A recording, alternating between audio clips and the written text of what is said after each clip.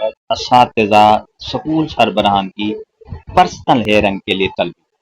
السلام علیکم۔ خراب نتائج پر میٹرک میں 9th کلاس کے رزلٹ کی خرابی پر اساتذہ کی طلبی کر لی گئی ہے۔ سکول سربراہان کی پرسنل ہیئرنگ کے لیے بلا لیا گیا ہے۔ دور دراز ایریاز میں تبادلے، سالانہ انکریمنٹس کی روکی جائیں گی، محکمانہ کارروائی ہوگی، ٹیچروں کو ہراساں کرنے کی اجازت نہیں دی جائے گی۔ اساتذہ تنظیمیں سراپا احتجاج ہیں۔ محکمہ تعلیم نے ڈسٹرکٹ انتظامیہ کے ذریعے 9ویں کلاس میٹرک پارٹ 1 کے خراب نتائج والے سرکاری سکولوں کے اساتذہ اور سربراہان کو شوکاز نوٹس ارسال کر دیے ہیں۔ راولپنڈی ڈویژن میں ڈپٹی کمشنر نے ایسے سکولوں کے اساتذہ اور سکول سربراہان کو نوٹس جاری کر کے پرسنل ہیئرنگ کے لیے طلب کر دیا، جس پر اساتذہ تنظیمیں سراپا احتجاج بن گئی ہیں۔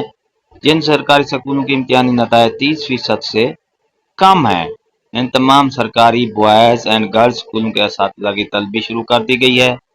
اساتذہ کے خلاف محکمانہ کارروائی کی جائے گی۔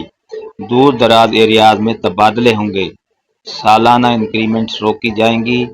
جن سرکاری اسکولوں کے نتائج خراب نہیں، انہیں نجکاری کے ذریعے تیسرے فیز میں فروخت کیا جائے گا۔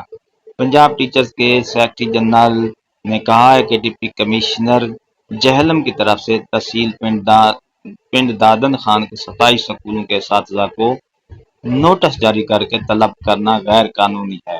ہیڈ ماسٹر ایسوسی ایشن کے سابق صدر ڈاکٹر صغیر نے کہا، سیکرٹری تعلیم مستعفی ہو جائیں۔